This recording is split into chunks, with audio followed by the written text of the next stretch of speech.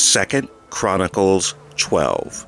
And it came to pass, when Rehoboam had established the kingdom, and had strengthened himself, he forsook the law of Yahuwah, and all Yasharel with him. And it came to pass, that in the 5th year of King Rehoboam, Shishak, king of Egypt, came up against Jerusalem, because they had transgressed against Yahuwah, with 1,200 chariots, and 70,000 horsemen. And the people were without number, that came with him out of Egypt, the Lubims, the Sukims, and the Ethiopians. And he took the fenced cities which pertained to Yehudah, and came to Jerusalem. Then came Shemayahu the prophet to Rehoboam, and to the princes of Yehudah, that were gathered together to Jerusalem because of Shishak, and said unto them, Thus saith Yahuwah, Ye have forsaken me, and therefore have I also left you in the hand of Shishak. Whereupon the princes of Yasharel and the king humbled themselves, and they said, Yahuwah is righteous.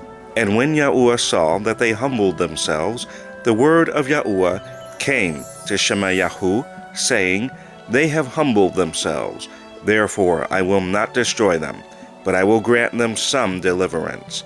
And my wrath shall not be poured out upon Jerusalem by the hand of Shishak. Nevertheless, they shall be his servants, that they may know my service, and the service of the kingdoms of the countries. So Shishak, king of Egypt, came up against Jerusalem, and took away the treasures of the house of Yahuwah, and the treasures of the king's house. He took all. He carried away also the shields of gold, which Shalomah had made.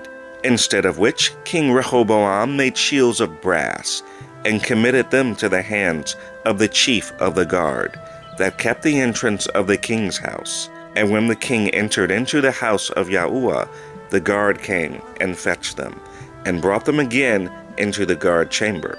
And when he humbled himself, the wrath of Yahuwah turned from him, that he would not destroy him altogether. And also in Yehudah things went well.